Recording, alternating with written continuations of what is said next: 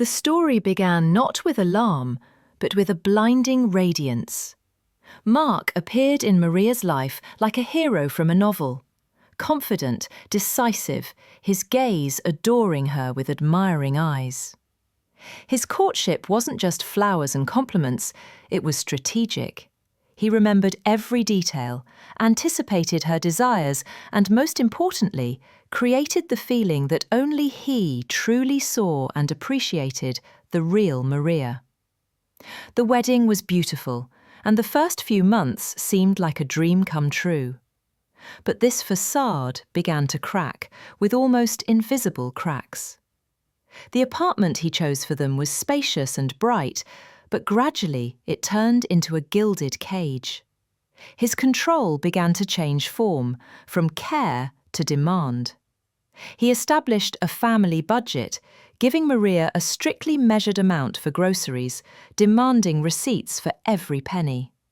Her personal phone accidentally broke, and he gave her a new one with location tracking enabled and shared accounts. Communication with her parents, who lived in another city, became regimented, short calls only in his presence, during which he would chat pleasantly with her mother, then turn off the sound and comment, "Your mother is telling you how to live again.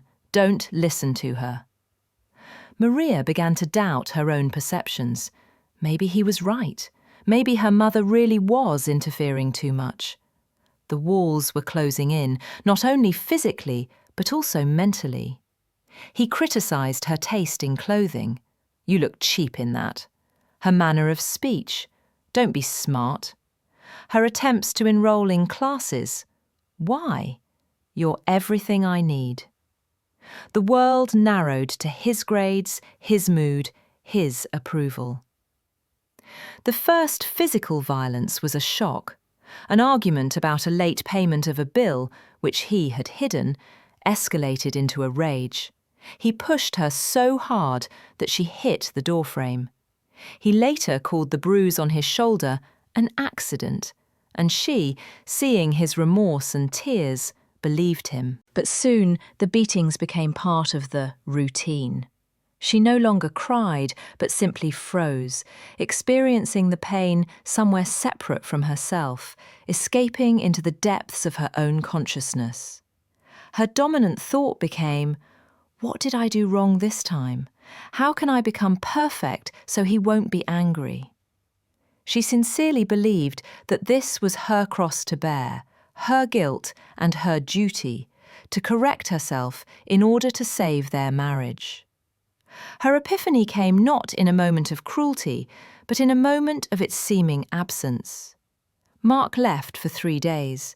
For the first time in a long time, she was alone. She wandered around the quiet apartment, and her gaze fell on a small decorative photo frame in the living room. There was no photo of them inside, and she realized with horror that she couldn't remember a single photo of herself from the past year. She didn't exist in this space. At that moment, she accidentally knocked a shelf, and the frame fell. On the other side, neatly built into the back wall, she saw a small, almost invisible camera. Not the one hanging in plain sight for security, but a secret one.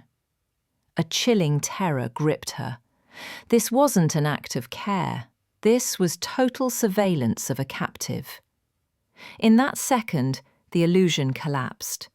This wasn't love. This was a system of control. She wasn't a wife, but an object.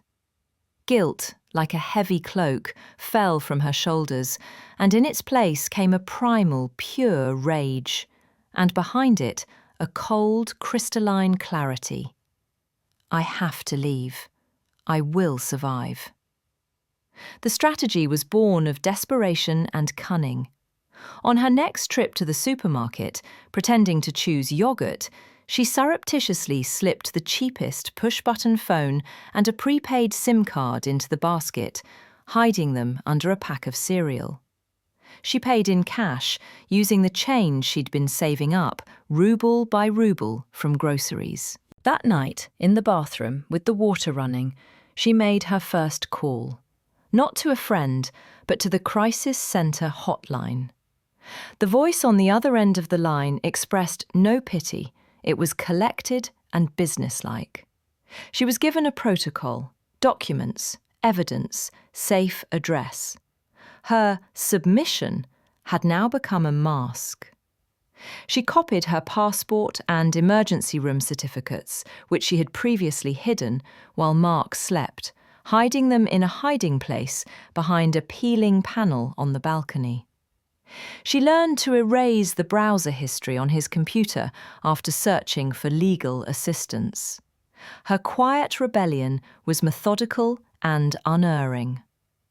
And then came the day of her release, the day when Mark had an important report and was leaving early and for a long time. The plan was meticulously planned down to the minute. As soon as the door closed, Maria ceased to be a victim. She became an operative of her own salvation. Within 10 minutes, the documents were retrieved from their hiding place. Only the bare essentials were thrown into an old backpack, a change of clothes, these papers, and a shabby children's toy, the only thing that connected her to her life before.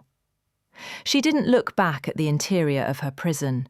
As agreed, a nondescript car was parked at the entrance, with a female driver from the centre and 2 of her friends, who had been alerted by the centre's psychologist an hour earlier.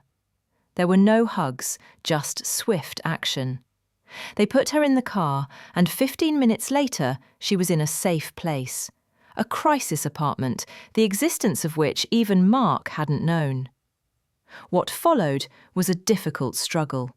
The police, complaints, restraining orders, his attempts to find her through mutual acquaintances, a barrage of manipulation and threats. But now Maria had a shield, the centre's specialists and her lawyer, and a sword, a restored sense of her own worth.